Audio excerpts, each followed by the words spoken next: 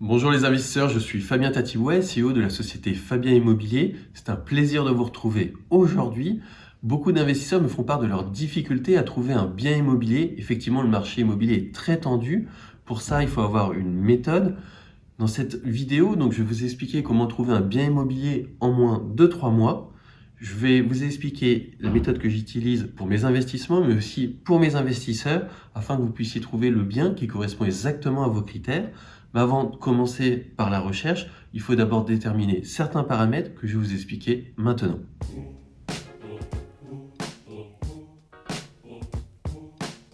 Nous allons définir ensemble vos critères de recherche.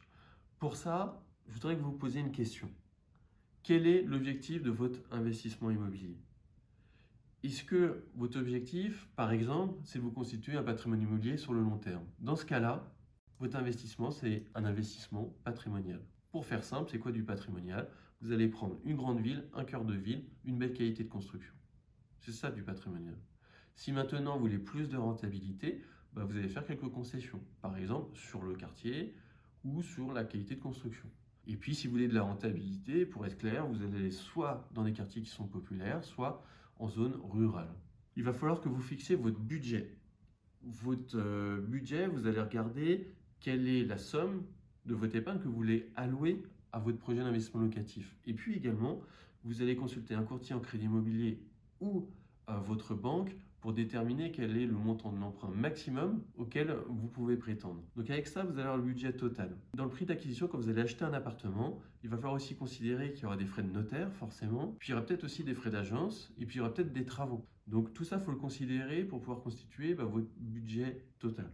Il va falloir choisir la localisation. Mais alors là, dans l'immobilier, tout le monde le dit, le redit, parce que c'est vrai, l'emplacement et l'emplacement. Donc vous allez déterminer un endroit sur lequel il y aura une forte demande locative. Pour ça, il y a des critères qui sont relativement simples. Est-ce qu'il y a des transports en commun à proximité? Quelle est la réputation du quartier? Vous allez également vous poser des questions, par exemple la donnée démographique. Est-ce qu'il y a de plus en plus d'habitants, ce qui va faire qu'il y aura une sorte de rareté au bout d'un moment sur le bien que je vais acheter? Est-ce que à côté, je sais pas, il y a un parc, il y a des endroits pour se balader? Est-ce qu'il y a des salles de sport? Est-ce qu'il y a des endroits pour pouvoir manger? Les commerces, voilà, est-ce qu'il y a des commerces à proximité? Voilà, vous allez vraiment vous poser toutes ces questions-là. Ce sont des paramètres qui sont extrêmement importants et qui vont faire que il y aura plus ou moins de demandes locatives et au moment où vous allez vouloir revendre votre bien, il y aura plus ou moins d'acheteurs. En tout cas, c'est ce que vous pouvez envisager. Et puis ensuite, maintenant, vous avez une idée, vous avez un budget, vous avez le quartier,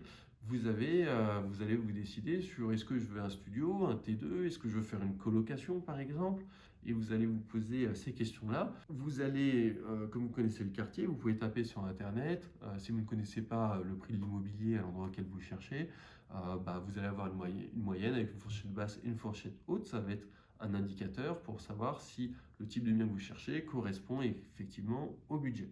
Et puis maintenant vous avez ça, vous allez vous dire est-ce que je fais du meublé ou pas? Et en fait, si vous ne faites pas de meublé, ça peut être notamment pour une raison, c'est peut-être qu'il n'y a pas de demande locative pour du meublé à cet endroit-là. Je vais prendre un exemple, si vous achetez un appartement familial et qu'à côté il n'y a que des étudiants, et que cet appartement familial vous voulez en faire un meublé, voilà, vous allez peut-être trouver difficilement un locataire qui en voudra encore même plus difficilement. Donc voilà, étudiez bien ça pour voir si la demande locative est là pour faire du meublé. On sait que le meublé, avec certains régimes, il y a des intérêts sur la fiscalité.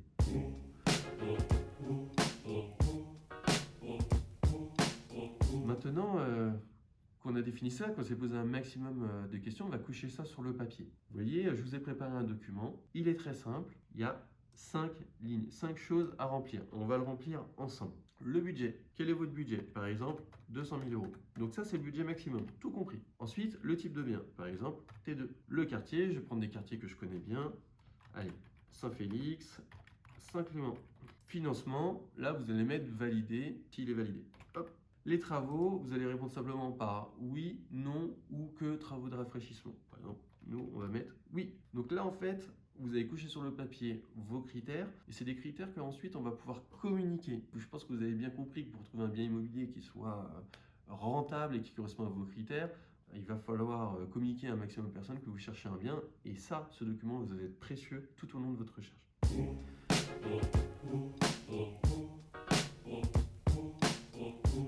Maintenant, on va passer à l'autre étape. Donc, en fait, il va falloir que vous visitiez quelques biens. Déjà, pour savoir si par rapport à ce que vous avez vu sur le papier, donc par exemple au niveau des quartiers, le quartier vous correspond bien. Pour ça, rien de mieux d'y aller, de se déplacer, passer un petit peu de temps dans le quartier. Vous allez visiter les biens. Les biens, vous allez voir, vous faire votre opinion sur la tension du marché. Est-ce que les biens ils partent en quelques heures, quelques jours, quelques semaines ou quelques mois? Vous allez pouvoir voir ça et grâce à ça, vous allez vous faire des idées. Et en fait, ce qu'il ne faut pas oublier, c'est chaque fois que vous visitez un appartement, vous faites des rencontres. Il se peut que la personne qui vous fasse visiter, il soit agent immobilier ou alors il travaille dans un office notarial. Mais il a sûrement d'autres biens à vendre et il aura d'autres biens à vendre plus tard. Donc, profitez à chaque fois de ces rencontres pour nouer en fait un lien avec ces personnes et puis présenter votre projet. Quand vous visitez un bien, là je vous ai préparé en fait une checklist, un tas de choses à vérifier. En fait, vous allez ouvrir grand vos yeux, vos oreilles pendant la visite. Déjà, moi ce que je fais toujours, c'est je fais le tour du bien immobilier pour me faire une idée. Voilà, comme ça me permet dans ma tête, je me crée mon petit plan. Pour ceux qui ont besoin également, n'hésitez pas à avoir un calepin et dedans vous faites un petit croquis. Donc déjà je me fais cette idée-là. Ensuite, il va falloir que vous fassiez une idée sur à peu près la quantité, on va dire, et le prix des travaux. Quels sont les travaux qu'ils vont avoir à faire. Donc vous allez checker l'électricité, la plomberie, c'est des postes qui coûtent cher. Vous allez checker les huisseries, c'est du simple, c'est du double, c'est du triple vitrage, il faut que vous le sachiez. Vous allez regarder quel est l'état des sols, quel est, je ne sais pas s'il y a des portes, des placards et des portes coulissantes, est-ce qu'elles fonctionnent, est-ce qu'il va falloir les changer, la salle d'eau, est-ce qu'elle est vétuste, etc.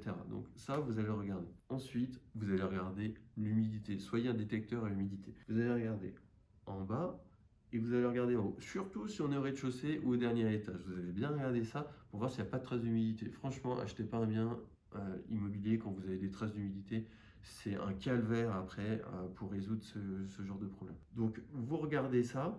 Vous regardez là s'il y a de l'humidité. Ensuite, vous allez regarder un petit peu, vous allez prendre des photos dans le bien, un maximum de photos qui pourront après vous être utiles chez vous pour pouvoir regarder un petit peu si vous vous souvenez plus de quelque chose, vous allez pouvoir le revoir. Et puis également, par exemple sur la partie travaux, vous avez peut-être besoin d'avoir un expert en travaux qui va pouvoir vous définir un peu le budget. Et grâce aux photos, ça va l'aider pour pouvoir déterminer ça.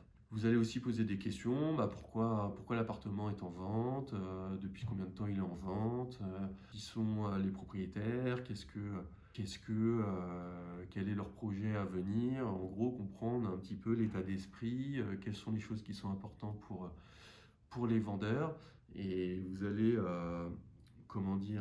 allez avoir comme ça un maximum d'infos. Ensuite, si jamais c'est une copropriété, vous faites le tour de la copropriété, ça va passer par les caves, vous allez faire les étages, vous allez monter en haut et vous allez regarder l'humidité. J'ai fait un peu un focus dessus, mais parce que j'ai fait vachement attention. Vous allez regarder si ça fonctionne, est-ce que c'est propre, est-ce qu'il y a des dégradations. J'aime bien aussi, moi je regarde un peu les boîtes aux lettres, l'état des boîtes aux lettres, je vais regarder notamment l'état en fait des parties, l'état en fait où sont le local poubelle. Je vais regarder s'il est propre ou pas, ça va me donner une idée un petit peu sur la façon dont est entretenue la copropriété. Je vais aussi regarder toutes les parties extérieures, donc ça va être la façade, ça va être la toiture.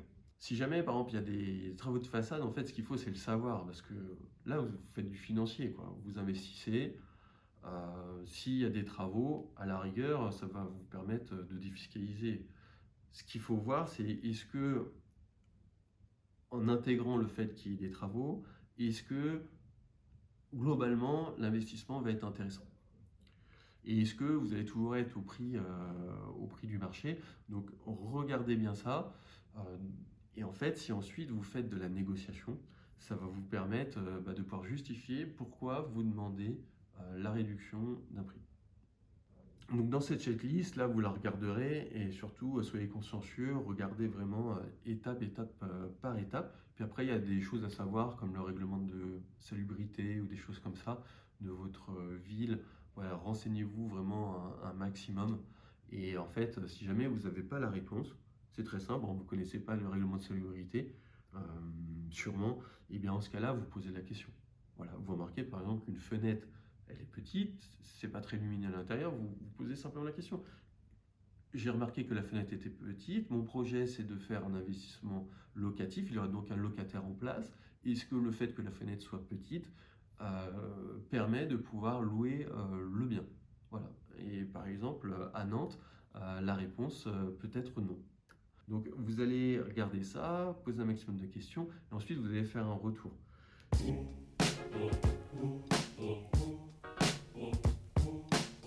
Ce qu'il faut déjà vous dire, c'est oui ou non vous voulez acheter ce bien. Est-ce qu'il correspond à vos critères et est-ce qu'il est rentable? Vous posez ces questions-là. Si c'est oui, vous passez en phase de négociation. Vous allez expliquer en fait votre intérêt pour ce bien, mais soit vous allez faire en sorte que ça soit si vous l'achetez au prix, que ça soit votre, entre guillemets, votre dossier qui soit retenu, ou alors vous allez demander à faire baisser le prix, et là vous allez pouvoir le justifier par X et X choses, et puis également aussi apporter des choses, par exemple sur le financement. C'est pour ça qu'on l'a vu au début du projet. Vous allez pouvoir dire que vous êtes par exemple finançable, que ça a été validé par votre banquier, et vous allez pouvoir montrer des justificatifs. Le réseau d'apporteurs d'affaires, en fait, il faut que vous constituez. Vous allez aller dans des agences, vous allez aller dans des offices notariales, vous allez présenter clairement votre projet d'investissement. Le but, c'est que vous allez faire un tableau Excel dans lequel vous allez lister les contacts que vous avez eus, et chaque semaine, vous allez les recontacter. Moi, ce que je fais, c'est j'envoie un SMS, je téléphone, j'envoie un mail, je passe les voir, je les invite.